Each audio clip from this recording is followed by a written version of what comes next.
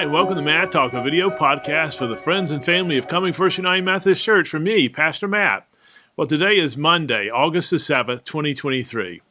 You know, each week when I say that, today is Monday, followed by the date, it feels a little bit weird because we record these things about a week ahead of time. For example, this Matt Talk is actually being recorded on Tuesday, August the 1st, and yet I'm telling you it's Monday, August the 7th. It'll go out August the 7th. Most likely you're watching this today, Monday, August the 7th. I say all that just to explain that I'm so excited still about our worship on Sunday, this past Sunday, July the 30th, the past Sunday for me, sitting here today. Many of you were present here for that exciting day. Our attendance was almost 750, with 380 in the combined 11 o'clock worship service and 204 at the lake service. I know some large drawing cards was the Reverend John Cromarty preaching at the lake, and Ben's last Sunday and his preaching here at the 11 o'clock service, and the baptisms at both of those services.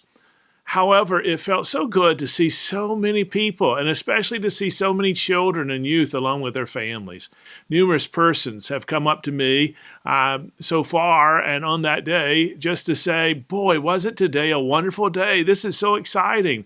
I think everybody felt the excitement in the air, much of which is attributed to everyone's presence here.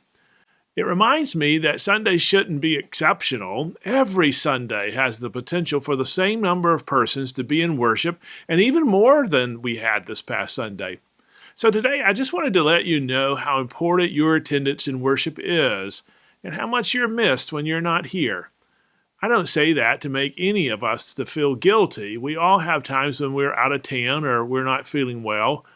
I say it because I want us just to realize the truth and to know the importance of our presence and of our great value. When we are not present, we cannot always have a note sent to us or a call saying we missed you. Time just doesn't allow for myself or the church staff to do that for so many of us. And in the last several years, it's become increasingly difficult to keep up with everyone, to know who's where and who's supposed to be where. So it's important, if you are sick or struggling in some way, that you would call the church office and let us know so that we can offer pastoral care and help us not let anyone fall through the crack. When you're not here, you're missed by everyone. The excitement of so many people being present diminishes, and new people witness less persons greeting and welcoming them. The church is just not the same when you and I are not present. I remember an old story about church attendance. It went something like, church with persons missing was like a baseball team trying to have a winning season when various players kept failing to show for the game. It really is difficult to win a baseball game if you don't have a pitcher, or if the catcher refuses to show. Or what about the first baseman? He's not there. Or one of the outfielders. They just thought, well, most of the time we just stand out there and do nothing anyway. Well, it's just difficult when everyone doesn't show up to really be a winning team. I read an article this week entitled Why Attending Church No Longer Makes Sense. With live streaming and recordings of the service on YouTube, you can watch the service from the comfort of your home in your pajamas with your cup of coffee, and you can do so anywhere you have access in the internet. So why bother to attend and show up? In the end, the article reminds us that we don't attend church. Instead, we are the church. And sitting on a pew consuming church or laying in a bed watching church is not what it means to be the church. Being the church is gathering with other Christians in the community of faith to join our voices in worship of God and to serve others who gather, to lift others up, to encourage others, to welcome others, to make others feel welcome, included, accepted. Being the church is work. And it requires us to show up and to be here. It's not just about watching something happen. It's about participating in something. It's about serving others. As the article stated, the reason you would go to church today is that you've moved from being a consumer to being a contributor. One does not go to be served, one goes to serve, the article said. God loves it when God's children gather together. Jesus was always gathering people and having a meal with them. I remember visiting a member in the nursing home near the end of his life, and he said to me words that have remained with me years afterwards. He He said, Pastor Matt, you never know how much you miss church until you can no longer go.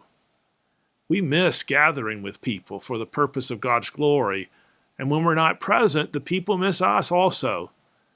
In another article I read, a young mother talked about what she misses when she did not attend worship.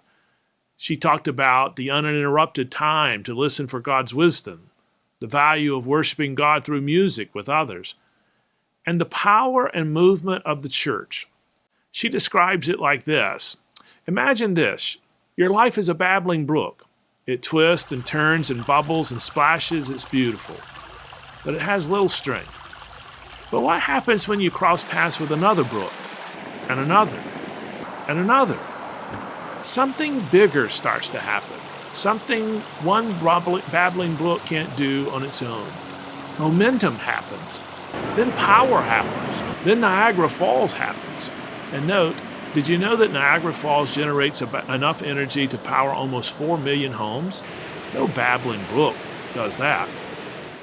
In the same way, she said, hundreds or thousands of people moving in the same God-given direction is powerful, and it doesn't happen when we are disengaged. When I miss Sunday morning, she says, I miss how God is moving our church community to action.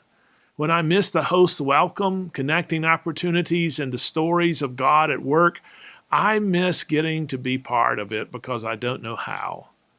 I don't want to miss being part of the power and movement of God's church, she says.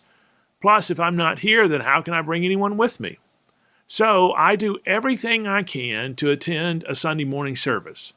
Is my track record perfect, she says? No, but it's important. Distraction, isolation, apathy, church gathering battles those.